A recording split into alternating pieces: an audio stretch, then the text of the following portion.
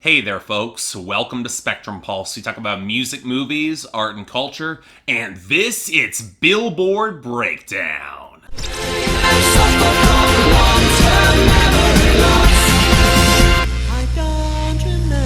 So this is one of those weeks where everything seemed kind of muted. I made predictions last week about what was coming, and while most of those predictions came to pass, the impact was less than I expected. Sure, I was planning for the Black Panther soundtrack to make an impact. The movie and the cultural phenomenon have been huge, but it wasn't much of an album bomb, and there were larger debuts that disrupted the top 10 and Hot 100 as a whole even more. Not precisely a bad week, sure, not great either, but in a year where I've felt oddly disconnected with a lot of the songs that have shown up in the Hot 100, it still left me with a very weird feeling. Now granted, most of this is not helped by our pretty static top 10 right now. And no, I'm not gonna complain that God's Plan by Drake is still dominant at number 1. Given how damn huge its YouTube and streaming have been, and with consistently strong sales and big radio gains, it doesn't really have any real challengers right now. And hell, at least for this week, Perfect by Ed Sheeran isn't going anywhere either at number 2. Still holding the top on the radio, strong sales, and streaming isn't bad either. Although with radio diminishing for that song, it could face that challenge from Finesse by Bruno Mars and Cardi B at number 3, which has got big enough streaming, finally picked up some sales, and is narrowing that airplay gap to be a serious contender. Now, none of this I can say about Havana by Camila Cabello featuring Young Thug at number 4. As strong YouTube, good sales, and radio momentum will keep it afloat, but not growing. At least it's above Rockstar by Post Malone featuring 21 Savage at number 5, which had a rough week of losses across the board.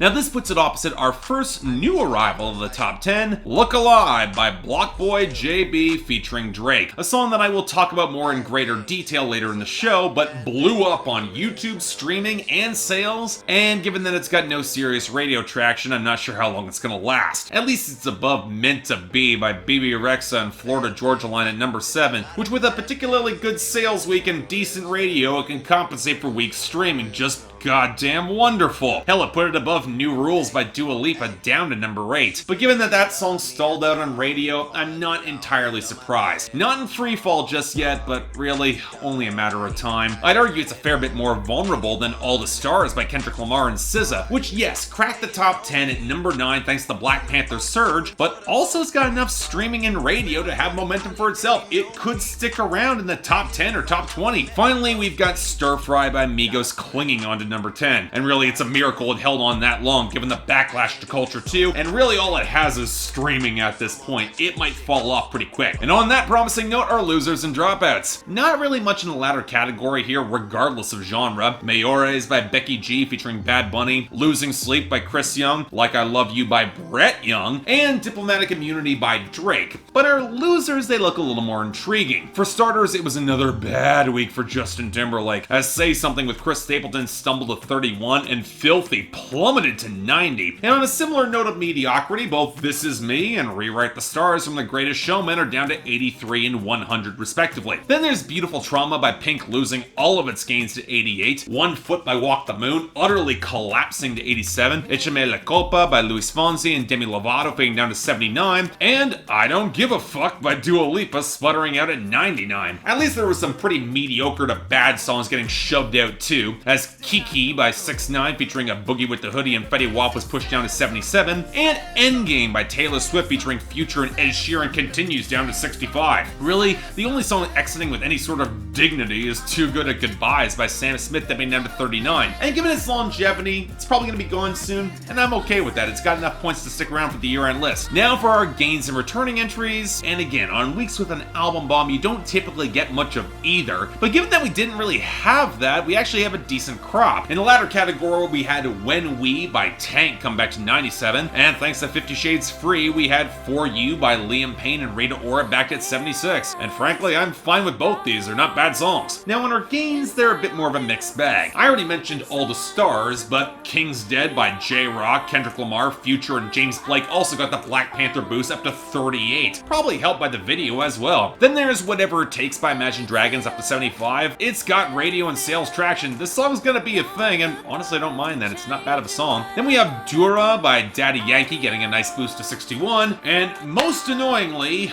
Wait by Maroon 5 is up to 43. Again, it's got radio and sales momentum. This will probably end up sticking around. Just bloody wonderful. Anyway, let's move on to our surprisingly diverse list of new arrivals, starting off with number 96, I Like Me Better by Lauv. I like me better when I'm with you. I knew from the first time I stayed for a long time, 'cause I like me better when I'm with you. I was wondering when this is actually going to cross over to the United States. Okay, for those of you who don't know, Lauv is an American pop artist who's picked up a little bit of buzz overseas with this single. He's got a few writing credits on songs like No Promises by Cheat Codes featuring Demi Lovato and Boys by Charlie XCX. Okay, not a great sign going in, but surely there is something likable here. Well, sadly not really. Lauv as a singer isn't particularly distinctive, not helped by the vocal layering that piles his falsetto on top of his usual range, and the inclusion of that blocky nasal noise on the drop against an incredibly underweight fake snap and the limp liquid guitar. Yeah, not a fan of this instrumental. All the production has the feel of being recorded in a bedroom with no budget, and yet with none of the texture that can make that potentially charming. And on the plus side, I do see there being a little bit of charm to the lyrics, tapping into how he builds a little bit more self-esteem when he's with his partner with some of the homespun details. But the more I go through the song, the more the lyrics just feel kind of undercooked, more an underweight demo than a full song. So yeah, not really crazy about this at all, but it'll be more interesting if it survives, because honestly, I don't think it will. Number 91, Black Panther by Kendrick Lamar. King of the filthy, king of the fallen, we living again. King of the shooters, looters, boosters, and ghettos popping. King of the past, present, future, my ancestors watching. King of the culture, king of the soldiers, king of the bloodshed. King of the wisdom, king of the ocean, king of the respect. King of the optimistic and dreamers that go and get it. King of the winners, district, and geniuses with conviction. Okay, so this is the intro to the Black Panther soundtrack with just Kendrick Lamar snapping for a single verse. And look, I've been wanting to get on board with this project for several singles now, but the more I go through this track, the less it resonates for me. It's clear that Kendrick was driving towards the personal parallels being on top of the game right now and T'Challa's own ascendancy, but with the off-kilter piano breaking into a wonky percussion line before collapsing back in again, the repetition of the word king to the point of losing so much of its punch, and the challenging questions of ancestry versus action that don't really hit an effective climax point. Okay, look, the song is not bad. I like to break into jazzy elements and the horns in the end, but if this is heralding whatever is coming on the rest of the Black Panther soundtrack, I can't help but feel a little bit worried. Not bad, not great either. Number 72, Friends by Marshmello and Anne-Marie.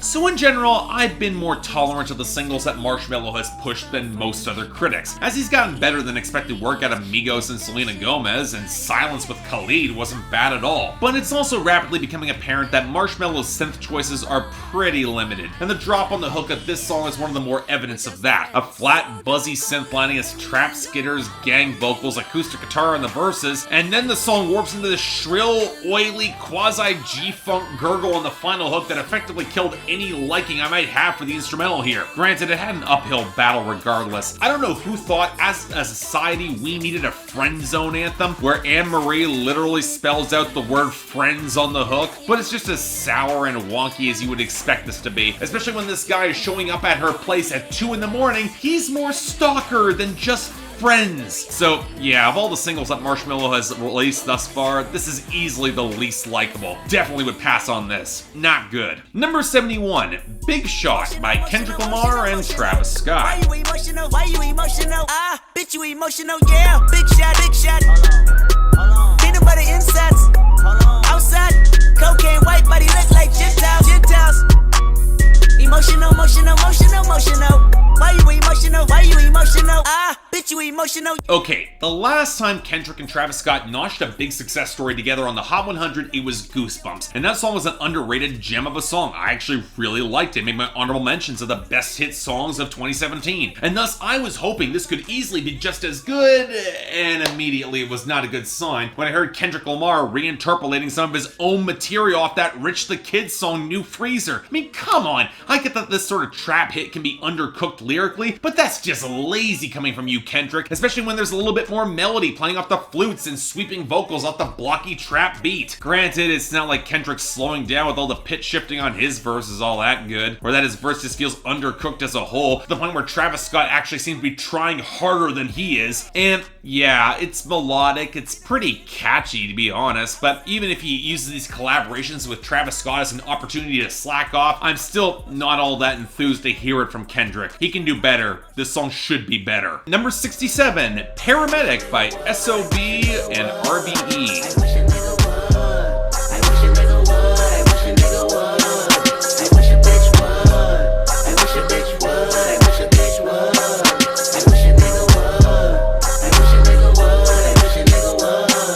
Okay, backstory here. Apparently SOB and RBE is a West Coast hip-hop collective of MCs and producers alike, and Kendrick Lamar brought them up for a hard-hitting banger on the Black Panther soundtrack along with Zakari to start things off. And when you get the blocky knock of the beat and the slightly atonal clanking melody, even despite that odd piano shift on the third verse, it's clear that this is all just flexing with Kendrick holding together a pretty sparse hook. And for what it is, it's not bad at all. Louis G and Young T.O. are more melodic, Slimmy B and Da Boy are more aggressive, and while none of the bars really jump off the page for me and they all have their fair share of forced or dropped rhymes, they all have charisma. Although there's definitely a part of me that thinks if Kendrick Lamar had got Brockhampton to step up for a tune like this, it could have been way more colorful and interesting in terms of its content, and that crew is certainly more capable. And as it is, yeah, I guess it's pretty good, I'll take it, but not sure if I'm gonna remember a lot of it. Number 63, The Ways by Khalid and Swae. Your ways, I really wanna know your ways. I really wanna know your ways. I really wanna have a girl. You've been running through my section all day. You've been running through my mind all day, all day, all day, all day. Alright, serious question. I get that Swae Lee is moving into a more melodic, maybe even R&B inspired direction with his vocals, likely spurred on by his success with Unforgettable last year, which isn't a bad thing, but who thought it was a good idea to put him on the same song as Khalid, who I'm not even a huge fan of, but is operating on such a higher level of emotive soul and talent and presence, and does it without a ton of auto-tune? Especially considering he's got some groovier trap skitters with live bass and more brittle guitar touches courtesy of Bad Bad Not Good on production. You would think Khalid would be enough here, especially as it proves yet again that with some production and with some actual tempo, he can do really well. But with the exception of the auto-tune abuse on the outro, Swae Lee actually does pretty decently himself, even if his willowy croon isn't all that far removed from something The Weeknd could probably do better. Hell, even the content is pretty decent. The sort of likable, upbeat superhero love song where they try to serenade that power girl, which really could be about any number of the powerful female characters on Black Panther, and it would be applicable and still have some charm to it. Hell, of the songs from the soundtrack that I probably liked this one the most thus far, so yeah, it's a good song, I dig it. Let's see where it goes from there. Check it out if you're curious. Number 62, Plug Walk by Rich the Kid. I don't even understand how the fuck my plug talk. Pick him up in a space coupe, I don't let my plug walk. New freak, had to cut my other little bitch off. Ooh. 50K, you could come and book a nigga for a plug walk. Okay, why are we now suddenly giving Rich the Kid a push? He wasn't impressive in the slightest on New Freezer, and now he's suddenly got a second charting hit. Apparently all thanks to on-demand streaming, aka playlist placement. But some folks are seeing something in this guy, and I gotta be honest, I'm still not hearing it. Desaturated keys against a lumbering trap beat, content that's formless flexing, full of brand names and barely coherent bragging, and a flow that feels more basic and underweight than many of his contemporaries, with weak diction and no real intensity. In other words, it's another week, another trap song that I'll forget exists in a day or so.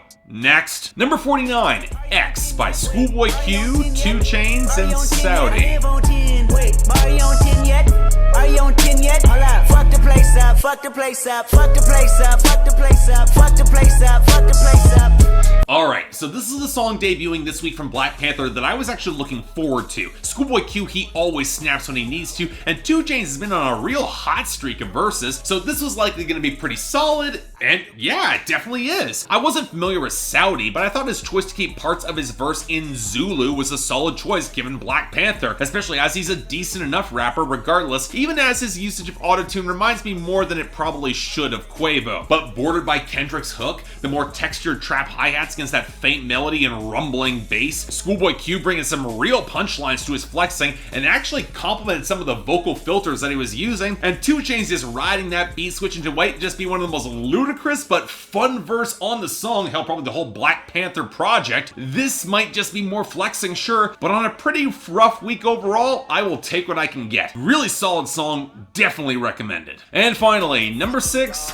Look Alive by BlocBoy JB featuring Drake. With the guys, we up on the other side. Niggas acting like we tied. I've been gone since like July. Niggas acting like I died. They won't be expecting shit when Capo go to slide. Cause I told them that we put that shit behind us, but I lied. And now we've got that big top 10 debut, with a relatively unknown Memphis MC getting a Drake cosign, and who according to Billboard is blown up most off of viral dances? Oh no, we're not doing this again. Vine is dead, and just because Drake had a huge year in 2015 when those types of songs were at their peak, doesn't mean we need him bringing all those back. Now, granted, I don't really think that's happening here, mostly because this song is a lot more Drake's than BlocBoy JB's. I mean, Drake's got the hook, the first verse, and really, I can't say I'm all that impressed by BlocBoy JB regardless. His vocal tone kind of reminds me of 2 Chainz, but his ad-libs feel increasingly clumsy and really sloppily layered, especially with his basic stuttered verses that don't really line up their syllables effectively, so it always feels like he's running out of space by the end of his bar, especially with the ad-lib tacked on. At least Drake is a little tighter against this hook, against your basic minor key piano progression and your trap beat, but it's not like he's saying all that much that's interesting or hard-hitting, except of course when he lifted half of his damn verse from Project Pat, another Memphis rapper in 3 6 Mafia. Seriously, how Drake thinks he can get away with openly lifting huge chunks of content from other, probably better MCs is mystifying to me, especially as he barely modulates to do any of the verses justice. But really, the larger problem with this song is that it's just forgettable. Basic production, slapdash delivery, content that's either underweight or cribbed from other MCs. Yeah, I'll skip it, but more likely, I'm gonna forget it. So yeah, not exactly a really good week, but I did find songs I liked. It wasn't terrible. X by ScHoolboy Q, 2 Chainz, and Saudi is obviously getting the best of the week, but honorable mention's gonna go to The Ways by Khalid and Swae. Definitely a nice surprise there, I appreciated that. Worst? Yeah, it wouldn't have been Friends by Marshmello and Anne-Marie, but that final hook really killed it for me. It's worst of the week, with Plug Walk notching the dishonorable mention for Rich the Kid. Next week, honestly, I have no idea. Unless we get a surprise drop, it looks like the charts might be quiet for a little bit. The release schedule looks pretty dry. We'll see, I guess. But until then, I'm Mark. You're watching Billboard Breakdown on Spectrum Pulse. I will see you next time.